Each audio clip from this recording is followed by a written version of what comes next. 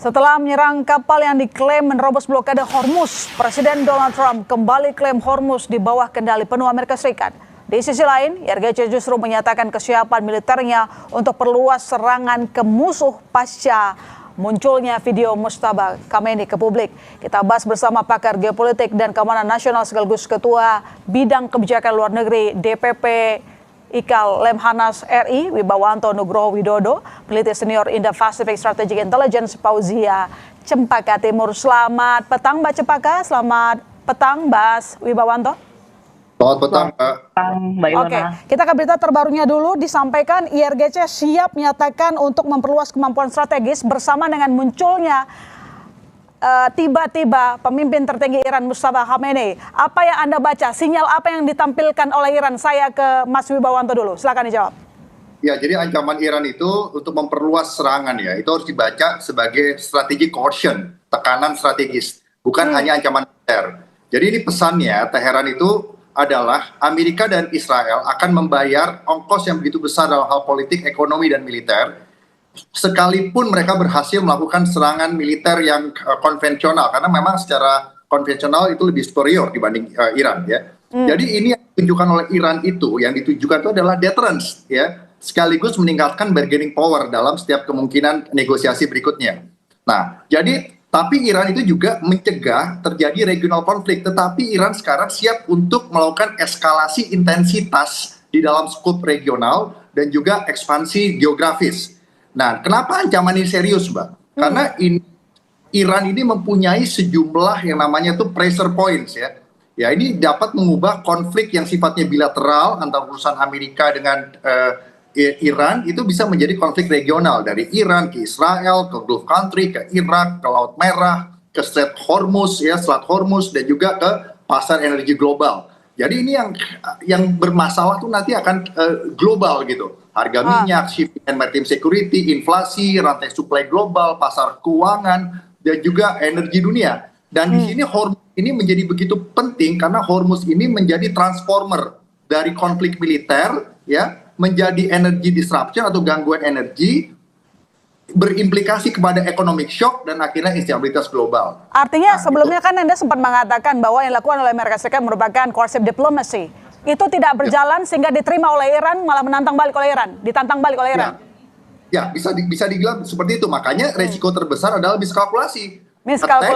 Oke. Ya, menimbulkan retaliasi, menimbulkan counter retaliasi, menimbulkan wider retaliasi atau retaliasi lebih besar secara geografis, dan terjebak dalam spiral eskalasi. Apakah Amerika dan Israel bisa mengalahkan Iran? Nah, poinnya adalah superioritas militer tidak secara otomatis dapat ditranslasikan menjadi kemenangan strategis. Mereka dapat saja menghancurkan beberapa target sasaran, baik di Iran dan juga di luar Iran, proksi-proksinya. Tapi yang lebih penting adalah konsekuensinya ini Amerika dan Israel, apakah bisa mengontrol, apakah bisa mencapai sasaran politik yang diharapkan. Nah, karena Iran juga harus dihitung masih mempunyai kedalaman strategis dalam pertahanan, kemampuan-kemampuan simetris, rudal drone dan lain-lain, sehingga tujuan Iran itu bukan mengalahkan Israel dan Amerika secara militer, Mbak, tetapi menimbulkan kos kemenangan yang begitu besar bagi Amerika, bagi Israel, bagi negara-negara Gulf, ya, dan juga bagi kepentingan global gitu. Baik, saya coba ke Mbak Cempaka. Apakah Anda juga melihat hal yang sama bahwa di sini Amerika Serikat miskalkulasi sehingga akhirnya coercive diplomasi yang disampaikan oleh Amerika Serikat disambut oleh Iran dengan pemilihan dua pemimpin, lalu kemudian munculnya pimpinan tertinggi Iran? Mbak Ilona, jadi kita melihat bagaimana saat ini yang terjadi ini fase kedua yang lepas dari periode sebelumnya begitu ya. Jadi periode serangan pertama di tanggal 7 Juli ini setidaknya dari tanggal 7 Juli 2026 hingga saat ini begitu ya, Amerika Serikat ini sudah mengancam melakukan serangan penuh sebanyak 4 kali. Dan kalau tadi ditanyakan apakah bagaimana statement yang dikeluarkan oleh IRGC sendiri sudah terhitung setidaknya beberapa laporan mengeluarkan informasi bahwa IRGC sendiri sudah mengeluarkan statement yang sifatnya eskalasi, ancaman terhadap eskalasi militer yang bertahap ini setidaknya 5 kali. Jadi sebenarnya kalau dilihat memang sifatnya memang TikTok atau yang jelas begitu ya, tit for tat yang jelas antara memang Amerika Serikat dan Iran begitu. Nah, tetapi memang kalau kita lihat strategi Iran sendiri pun sebenarnya agak berubah sejak periode yang lalu begitu. Saat ini terutama karena memang strategi Amerika juga berubah. Pertama kita lihat bagaimana Amerika Serikat misalnya melibatkan Arab Saudi dalam salah satu serangannya beberapa waktu yang lalu, dan salah satu narasi yang diangkat oleh Iran adalah dalam menanggapi hal ini adalah tadi disampaikan terkait dengan regional escalation begitu ya, eskalasi yang sifatnya regional, dan bagaimana statement yang dikeluarkan oleh Iran adalah misalnya pada tanggal 26 Juli 2026 adalah ketika Amerika Serikat justru menyeret Arab ke perang yang tidak perlu. Jadi ini sebenarnya kita sudah lihat bagaimana statement-statement yang keluar ini, resiko yang paling tinggi adalah bagaimana meluasnya perang ini secara geografis begitu, di mana tentu saja Yordania hingga negara-negara Teluk. Namun juga kita lihat saat ini dampak yang paling strategis atau bahkan adalah ketika serangan dilakukan oleh di Bab el Mandeb oleh Houthi gitu ya, dan selama ini meskipun Houthi sendiri sudah melakukan blokade pada beberapa, maksud saya melakukan blok kepada kapal Israel dan juga kapal Arab Saudi pada periode yang saat ini begitu ya, dan kita lihat salah satu dampak yang cukup signifikan adalah bagaimana akhirnya mengorbankan atau ada korban jiwa. Nah ini yang sebenarnya miskalkulasi yang tadi disampaikan oleh Mas Wibawanto begitu. Miskalkulasi ini yang ketika tidak dapat di deeskalasi begitu ya, baik oleh Iran dan Amerika Serikat, meskipun kita lagi-lagi melihat bagaimana apalagi saat ini Amerika Serikat menyerang atau melakukan serangan terhadap kapal Oman, tentu kita lihat bagaimana sebenarnya ini juga di belakang layar ada perdamaian yang saat ini sedang dicoba untuk konteks Selat Hormuz, dan hampir mencapai titik yang cukup signifikan di sisi substantif begitu. Nah, dalam konteks ini saya lihat sebenarnya ada pressure deterrence yang juga ingin disampaikan oleh Amerika Serikat terhadap Oman. Di sisi lain, pressure yang disampaikan melalui Houthi tadi mendapatkan miskalkulasi yang sampai merenggut korban jiwa, dan ini tentu kalau meningkat maka akan semakin berbahaya di level regional, Mbak Ilona. Oke, jadi Anda apakah sepakat atau tidak dengan pernyataan Mas Wibawanto barusan bahwa respon Iran ini tidak bisa kita anggap enteng, ada hal serius? Benarkah akan ada potensi perang yang lebih besar? Nanti dijawab kami kembali saudara, tetap di Kompas Petang. Ya, saya ke Mbak Cempaka, tapi ini dijawab singkat saja. Pertanyaan saya menggantung tadi. Jadi menurut Anda dengan kemunculan Mustafa Khamenei, kemudian ada 2 jenderal baru yang dipilih, apakah merupakan sebuah bentuk yang tidak bisa disepelekan oleh Amerika Serikat maupun dunia?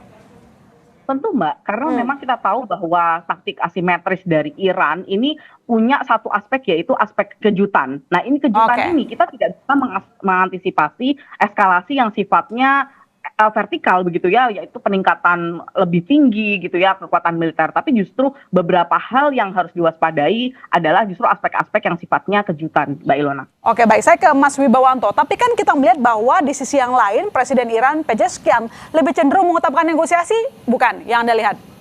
Ya memang negosiasi jalan, tetapi tekanan militer itu tit for tat, Mbak, jadi balas-membalas. Jadi sekarang itu kondisinya adalah sebuah konflik regional dengan konsekuensi sistemik global. Kenapa? Ada masalah energi global yang kena, masalah perdagangan nasional, masalah keamanan maritim, masalah ekonomi dunia, dan yang penting adalah masalah Amerika, China, dan Rusia. Great power politics sekarang besar keterlibatannya gitu, langsung dan tidak langsung. Dan setelah itu stabilitas kawasan Indo-Pasifik. Nah, sekalian saya mau sampaikan beban buat Indonesia ini adalah juga penting gitu, keamanan energi, keamanan ekonomi, maritim, ketahanan nasional. Jadi kita sendiri juga melihat ini merupakan suatu ancaman yang nyata di depan mata nih sekarang kita gitu. Kita harus ambil posisi otonomi strategis, kita juga harus ketahanan nasionalnya kuat, kita harus siap di dalam masalah keamanan maritim, dan kita juga harus berupaya diplomasi aktif untuk mendeeskalasi, dan juga kita harus tahu ketahanan nasional ekonomi kita ini semakin bisa terancam karena adanya fenomena yang naik eskalasi. Ya, di balik risiko eskalasi yang mungkin akan berdampak ke global termasuk juga Indonesia, Mas. Betul. Apakah Anda melihat bahwa mungkin begini, seberapa besar optimisme Anda negosiasi akan berjalan dengan baik? Di satu sisi si Trump mengatakan bahwa dia yang menguasai Hormuz, tapi faktanya kan tidak demikian. Silakan jawab singkat. Ya, saya masih melihatnya 50% ini bisa menjadi eskalasi yang tidak terkontrol, dan 50% tidak terkontrol.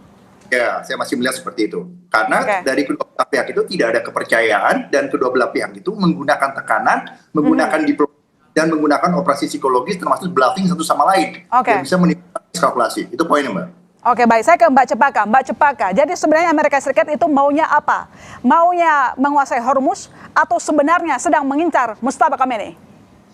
Tentu yang jelas adalah ingin mengembalikan posisi Hormuz seperti semula. Karena itulah akhirnya gencatan senjata yang sudah disepakati di Bergenstock Agreement itu kan gagal begitu ya Mbak ya, MOU-nya. Karena Ya. memang yang diinginkan oleh Amerika Serikat adalah oleh Trump adalah kondisi Hormuz ini kembali ke semula, tidak ada penetapan fee, tidak ada jalur utara dan selatan yang dikontrol oleh Iran maupun negosiasi agreement fee yang saat ini sedang didiskusikan dengan Oman. Jadi ini yang diinginkan oleh Amerika Serikat sebenarnya, kembali ke posisi awal sebelum perang, dan juga bagaimana konteks-konteks lain terkait pembekuan aset dan juga nuklir tentu saja diikuti. Namun tentu saja sampai saat ini kan memang belum menemukan nih jalan tengahnya dan terutama secara substantif. Oke, baik. Boleh disimpulkan Mas Wibawanto, jadi kalau tadi ada beberapa pilihan, saya belum menyebutkan soal nuklir. Apakah itu menjadi titik paling berat oleh Amerika Serikat saat ini? Ya jelas, kalau nuklir dalam konteks pengayaan nuklir yang mengarah kepada senjata nuklir, itu sudah pasti tidak mungkin diberikan oleh Amerika. Ya. Itu poin satu. Poin kedua, yang bilang Mbak Cepaka tadi benar, bahwa Amerika itu mau kembali kepada kondisi status quo di Selat Hormuz seperti era sebelum Februari 28 atau 2026 ya. Nah, jadi yang sekarang kita harus perhatikan, Mbak, pada saat perang ini ekspansif ya, baik intensitas dan juga skop geografisnya, kita juga harus mempunyai keraguan bahwa Amerika, Israel dan Iran itu salah baca keadaan dan tidak bisa mengontrol eskalasi. Itu yang harus kita perhitungkan, karena semakin besar eskalasi, semakin besar skop geografis, berarti semakin besar juga konsekuensi dan aktor yang akan terlibat, Mbak. Baik langsung ataupun tidak langsung, gitu loh. Nah, jadi kondisi ini disebut kondisi spiral eskalasi dan kondisi semakin kompleks, gitu. Nah, ini yang kita juga harus lihat dari masing-masing kondisi domestik. Kalau kita lihat di Amerika melihat bahwa melawan Iran ini adalah perang mereka selama 47 tahun. Dan ini harus diselesaikan begitu. Dan makanya walaupun Presiden Trump dinilai oleh beberapa stakeholders itu kontroversial, figur yang kontroversial, tapi saja Pentagon juga mendapatkan dana yang besar. Artinya Presiden Amerika tetap bisa melaksanakan operasi-operasi militer, mau dikategorikan itu special operation low intensity conflict, atau bahkan sekarang sudah masuk dalam eskalatif high intensity conflict. Sementara Iran sendiri juga IRGC hidup dari konflik. Mereka akan kehilangan relevansi ideologis, politis, dan juga ekonomis jika tidak melawan secara militer gitu, Mbak. Nah, itu poin. Nah, sementara negara-negara di Gulf Country Council, walaupun ada fakta baru, fakta itu bukan fakta NATO yang sudah mempunyai soliditas yang kuat. Jadi mereka juga dalam posisi sekarang hanya menjadi penyeimbang yang pragmatis. Dan kalau Iran sampai melakukan eskalasi, ini yang dirusak ini, yang akan rusak ini juga adalah infrastruktur ekonomi di kawasan gitu loh, Mbak. Baik itu infrastruktur energi, infrastruktur ekonomi, dan juga infrastruktur sipil lainnya di negara lain selain Iran, Amerika dan Israel tentunya gitu. Nah, ini secara tidak langsung akan menarik great power lainnya, baik itu juga nggak hanya NATO pasti terbawa untuk some extent, Rusia dan China itu juga pasti akan terbawa, Mbak. Rusia dan China itu tidak mau Iran punya nuklir juga, tetapi Rusia dan China itu tidak mau kepentingan mereka di Timur Tengah itu juga terganggu. Nah, kepentingan mereka di Timur Tengah itu adalah mereka punya pengaruh yang cukup kuat untuk membangun kekuatan mereka. Amerika juga bisa terdistract, tetapi bukan berarti Iran punya senjata nuklir gitu. Oke, baik. Coba saya ke Mbak Cepaka, tolong dijawab singkat saja. Jadi lantas bagaimana kira-kira respon dari negara sekutu melihat ini adalah ada ancaman yang nyata dari Iran? Negara sekutu Amerika ya? Ya, tentu saat ini yang paling menurut saya tentu Israel sendiri gitu ya. Jadi Israel sendiri kemarin kita sudah lihat bagaimana saat ini mereka sedang melakukan apa yang disebut dengan deterrence gitu ya. Deterrence, tekanan deterrence dilakukan melalui latihan-latihan maritim yang dilakukan di Laut Merah begitu. Yang intinya mereka saat ini menunjukkan bahwa mereka tetap siap begitu kan untuk tetap terlibat dengan Amerika Serikat, apalagi ketika Amerika memutuskan untuk melakukan serangan yang eskalatif tadi, maka dia akan siap begitu dengan menunjukkan hal itu. Namun hal ini kita harus lihat bagaimana Iran sendiri masih sangat terukur dalam melakukan serangannya. Sampai saat ini Israel belum dilakukan serangan yang sifatnya langsung begitu. Dan berbeda dengan periode di Februari hingga Juni lalu, Mbak Ilona. Baik, terima kasih Mbak Cempaka, terima kasih Mas Wibawanto telah bergabung di Kompas Petang. Terima kasih. Saudara, sorotan lain di Kompas Petang, rapat koordinasi